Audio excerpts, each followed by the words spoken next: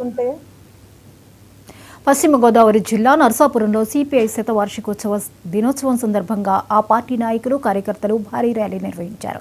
అనంతరం పట్టణంలోని అంబేద్కర్ సెంటర్లో సిపిఐ జెండాను ఆ పార్టీ కార్యదర్శి నెక్కంటి సుబ్బారావు ఆవిష్కరించారు. ఈ సందర్భంగా ఆయన మాట్లాడుతూ భారత కమ్యూనిస్ట్ పార్టీ 100 ఏళ్లు పూర్తి చేసుకుని ప్రజాస్వామ్య పరిరక్షణకు, ప్రజల హక్కుల కోసం నిరంతరం పోరాటం చేసిన ఏకైక పార్టీగా నిలిచిందని ఆయన అన్నారు. శతాబ్ది ఉత్సవాలు జరుపుకుంటున్నటువంటి సందర్భంలో ప్రదర్శనకు హాజరైనటువంటి మీ అందరికీ కూడా ప్రత్యేకమైనటువంటి శుభాకాంక్షలు తెలియజేస్తా ఉన్నాం.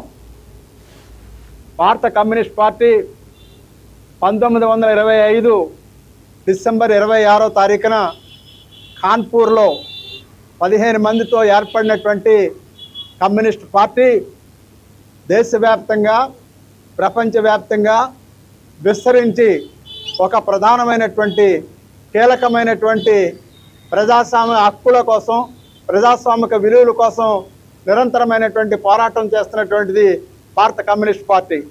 ప్రధానంగా ఈ దేశంలో భాషా ప్రయుక్త రాష్ట్రాల ఏర్పాటు కోసం కమ్యూనిస్ట్ పార్టీ కృషి చేసింది.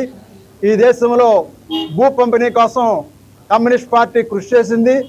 ఈ దేశంలో యువజన విద్యార్థి సంఘాలను పెట్టి నిరుద్యోగ సమస్య పరిష్కారం కోసం వారికి కేంద్ర రాష్ట్ర ప్రభుత్వాలు చట్టం చేయాలనేటువంటిది నిరంతరమైనటువంటి పోరాటం సాగించినటువంటిది.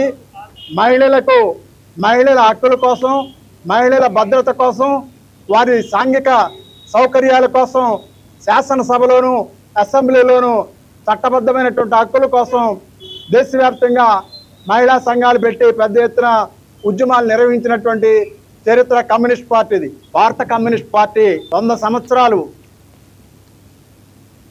పెద్దపల్లి జిల్లా